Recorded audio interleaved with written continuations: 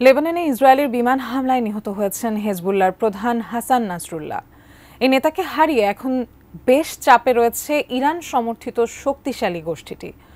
তবে এরই মধ্যে হেজবুল্লাহর নতুন নেতা নিয়ে আলোচনা শুরু হয়েছে। এই আলোচনায় বারবার উঠে আসছে হাশেম সাফিউদ্দিনের নাম। তাকে নিয়ে হেজবুল্লাহর ভেতরে বাইরে চলছে তুমুল আলোচনা। প্রশ্ন হচ্ছে, কে এই হাশেম সাফিউদ্দিন? বিস্তারিত শেখ ফরিদের রিপোর্টে। লেবানন জুড়ে ইসরায়েলি বিমান হামলা হলেও এখনও বেঁচে আছেন হাশেম সাফিউদ্দিন। নির্বাহী কাউন্সিলের প্রধান হিসেবে তিনি হিজবুল্লাহর রাজনৈতিক বিষয়গুলো পরিচালনা করছেন। তিনি জিহাদ কাউন্সিলের সদস্য, যা সংগঠনটির সামরিক কার্যক্রম পরিচালনা করে। হাশেম সাফিউদ্দিন হাসান নাসরুল্লাহর চাচাতো ভাই এবং তার মতোই একজন ধর্মীয় নেতা। তিনি মহানবী হযরত মুহাম্মদ সাল্লাল্লাহু আলাইহি ওয়াসাল্লামের বংশধর হিসেবে পরিচিতমূলক কালো পাগড়ি পরেন।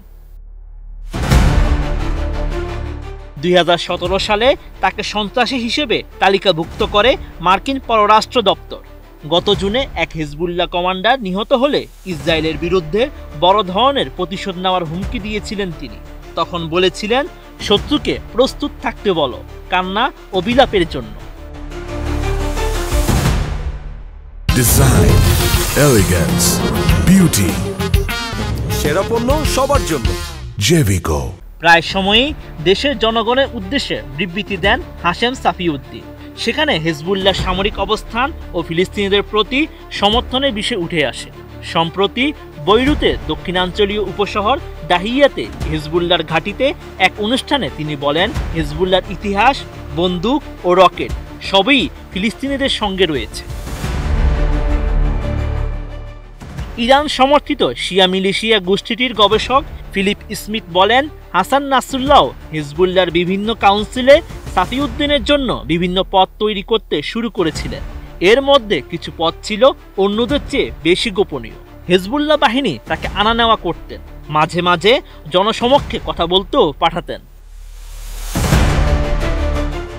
হাশেম সাফিউদ্দিনের পারিবারিক সম্পর্ক এবং নাসরুল্লাহর সঙ্গে তার সাদৃশ্য রয়েছে। তিনি মহানবী হযরত মুহাম্মদ সাল্লাল্লাহু আলাইহি ওয়াসাল্লামের বংশধর। এই কারণে তার ধর্মীয় মর্যাদা রয়েছে। এসব বিষয় হিজবুল্লাহর হাল ধরতে তার পক্ষে সহায়ক হবে। মার্কিন নীতির সমালোচনায় বেশ সোচ্চার হাশেম।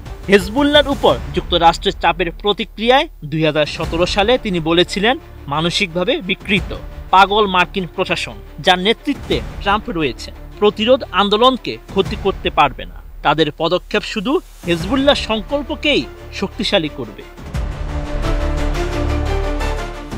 Sheikh Farid, ATN news.